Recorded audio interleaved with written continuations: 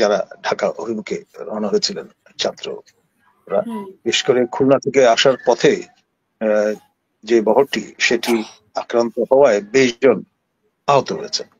তো এই ধরনের ঘটনা ন্যাচারালি এক ঘোড়া জল ঢেলে দেওয়ার সামিল উৎসাহের বুকে।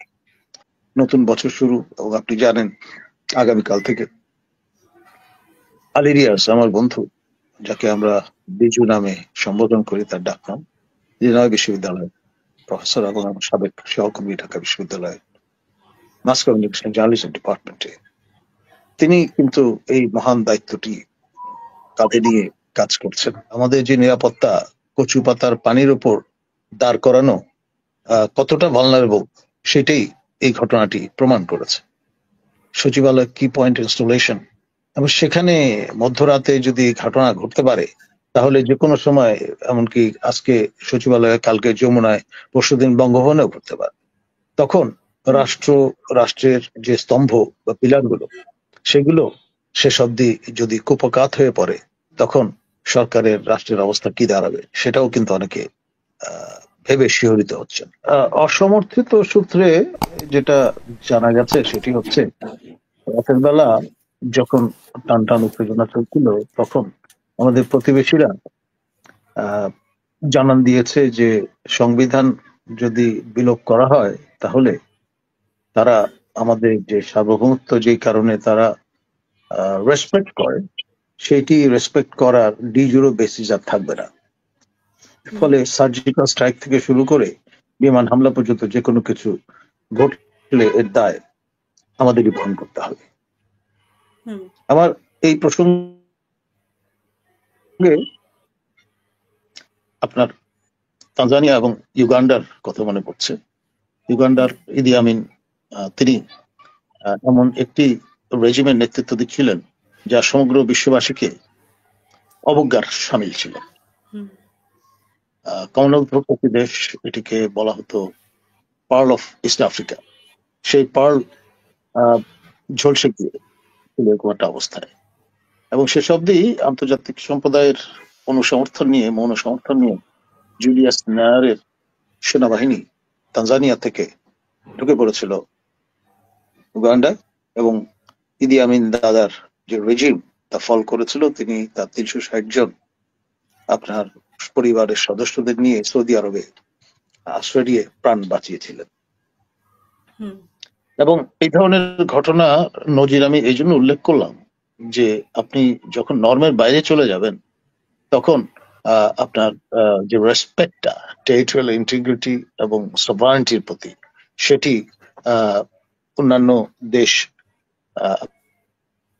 আপনার সম্মান যদি না করে, তাহলে কিছু বলার থাকবে না। আর আপনার এখানে যে বিষয়টা খেয়াল করেন, মনমোহন সিং, তিনি সবার কাছে গ্রহণযোগ্য একজন সরকার প্রধান ছিলেন।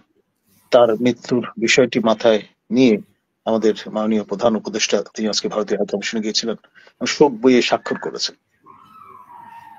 এটি অনেকে মনে করছেন যে আস্থা ফিরিয়ে আনবার একটা চেষ্টা। আর খেয়াল করে দেখেন, আজকে এই প্রতিমধ্যে জায়গায় জায়গায় আপনার আক্রান্ত হয়েছেন যারা ঢাকা অভিমুখে রওনা হয়েছিলেন ছাত্ররা, বিশেষ করে খুলনা থেকে আসার পথে যে বহরটি সেটি আক্রান্ত হওয়ায় 20 জন আহত হয়েছে। তো এই ধরনের ঘটনা ন্যাচারালি এক ঘোড়া জল ঢেলে দেওয়ার সামিল উৎসাহের বুকে। আর আপনার বিএনপির 2 গ্রুপে ব্রাহ্মণবাড়িয়ায় সংঘর্ষ হয়েছে, অন্যান্য জায়গায়ও থমথমে একটি অবস্থা। আপনার সংবিধান খেরো খাতা বা রাফ খাতা নয়, এমনটি মির্জা আব্বাস বলেছেন। আবার একই রকমের ভিন্ন কায়দায় যুক্তি তুলে ধরেছেন আপনার বিএনপির অন্য নেতারা। তো ফলে আগে যাই বলুন না কেন, এখন পরিবর্তিত পরিস্থিতিতে এবং ইমপ্লিকেশন চিন্তা করে বিএনপি নেতৃত্ব যথেষ্ট কশাস এবং গার্ডেড আমি বলবো। এবং সেই জন্যই যেহেতু তারা কোনো ফ্যানিং বা বাতাস দিচ্ছেন না, একটু সংযত এবং নিজেরা মোটামুটি উৎসাহ দেখাচ্ছেন না এই বিষয়ে। ফলে এটা বৈষম্য বিরোধী ছাত্র আন্দোলনের নেতৃবৃন্দকে এক ধরনের রেস্ট্রেইন হবার বা করবার বিষয় হিসেবে কাজ করেছে। আরেকটা বিষয় সেটা হচ্ছে এই যে এখানটায় বছর শেষ, নতুন বছর শুরু, এবং আপনি জানেন আগামীকাল থেকে আলিরিয়াস আমার বন্ধু, যাকে আমরা বিজু নামে সম্বোধন করি, তার ডাকনাম, জেনারেল বিশ্ববিদ্যালয়ের প্রফেসর এবং আমার সাবেক সহকর্মী ঢাকা বিশ্ববিদ্যালয়ের মাস কমিউনিকেশন জার্নালিজম ডিপার্টমেন্টে, তিনি কিন্তু এই মহান দায়িত্বটি কাঁধে নিয়ে কাজ করছেন। সেটি সম্পন্ন হয়েছে বলে আমার জানা নেই। আর এর পাশাপাশি যে 6 জনকে নিয়ে সুপার কমিশন টাইপের গঠন করার ঘোষণা দেওয়া হয়েছে সরকারের পক্ষ থেকে, মানে 6 জন সংস্কার কমিশনের প্রধানদের নিয়ে, সেখানে আবার আলী রিয়াজ সহসভাপতির দায়িত্ব পালন করবেন, যেখানে প্রফেসর ইউনূস পদাধিকার থাকবেন সভাপতি। তো সব মিলিয়ে বিষয়টা ঘোরার আগে গাড়ি জোতার মতো একটা জায়গায় গিয়ে দাঁড় করিয়েছিল, এবং সে কারণেই আজকে এই অবস্থা। ধন্যবাদ। আমরা দেখেছি যে সচিবালয়ের ঘটনাটি ঘটেছে, তারপরে হঠাৎ করে এই ধরনের একটা সিদ্ধান্ত, যে জুলাই বিপ্লবের ঘোষণাপত্রের সিদ্ধান্ত হঠাৎ করে কেন? আমরা তো এর মধ্যে আমরা শুনিনি। একজন, আমরা যতটুকু জানি, একজন উপদেষ্টার মানে উপদেশ সমন্বয়ক উপদেষ্টার ফেসবুক পেজে প্রথম স্ট্যাটাসটা আসে ঘোষণাপত্রের, তারপরে এটার উদ্যোগে হয়, এবং 2-1 দিনের মধ্যে আমরা দেখতে পাচ্ছি যে এটার সিরিয়াস পর্যায়ে, এবং গতকালকে মিটিং এর পর মিটিং করে তারা বিভিন্নভাবে মানে জানান দিয়েছে এবং পরিবর্তনও করেছে তাদের অবস্থান।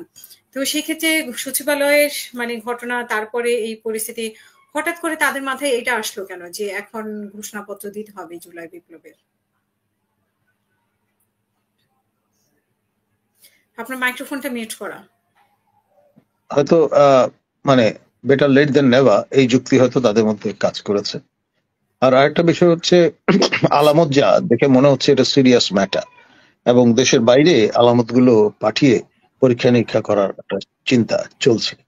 অর্থাৎ স্থানীয়ভাবে যে প্রযুক্তি আছে সেটা কাজে লাগিয়ে এ ধরনের নাশকতা করা প্রায় অসম্ভব। সেজন্য বিদেশি ইনভলভমেন্ট কি পরিমাণ আছে, এবং আমরা আমাদের যে নিরাপত্তা কচু পাতার পানির উপর দাঁড় করানো কতটা ভালনারেবল, সেটাই এই ঘটনাটি প্রমাণ করেছে। সচিবালয় কি পয়েন্ট ইনস্টলেশন, এবং সেখানে মধ্যরাতে যদি রাতে ঘটতে পারে, তাহলে যে কোনো সময়, এমনকি আজকে সচিবালয়ে, কালকে যমুনায়, পরশুদিন বঙ্গভবনেও ঘটতে পারে। তখন রাষ্ট্রের যে স্তম্ভ বা পিলার গুলো, সেগুলো শেষ অব্দি যদি কুপকাত হয়ে পড়ে, তখন সরকারের, রাষ্ট্রের অবস্থা কি দাঁড়াবে, সেটাও কিন্তু অনেকে ভেবে শিহরিত হচ্ছেন। সংবিধানকে ইচ্ছে করলেই বাদ দিয়ে দেওয়া যায় কিনা, যেটা তারা গতকালকে বলেছিল সংবাদ সম্মেলনের মাধ্যমে, সংবিধানে কবর রচনা করবে ৭২-এর সংবিধানের। ইচ্ছে করলে কি ৭২-এর সংবিধানের কবর রচনা করা যায়? এটা যে যায় না, তাদের পরবর্তী কার্যক্রম দেখে তাই প্রতিভাত হচ্ছে। আসলে আবেগ এক বিষয়, আর বাস্তবতা আরেক বিষয়। আর আন্তর্জাতিক যে নর্ম, আমরা তো কমনওয়েলথভুক্ত একটি দেশ, কমনওয়েলথ ভ্যালুজ এর বাইরে গিয়ে কাজ করার সুযোগ নেই। করলে ইদি আমিনের ভাগ্যে যা ঘটেছে তেমনটি ঘটার সম্ভাবনা প্রবল থেকে প্রবলতর হয়।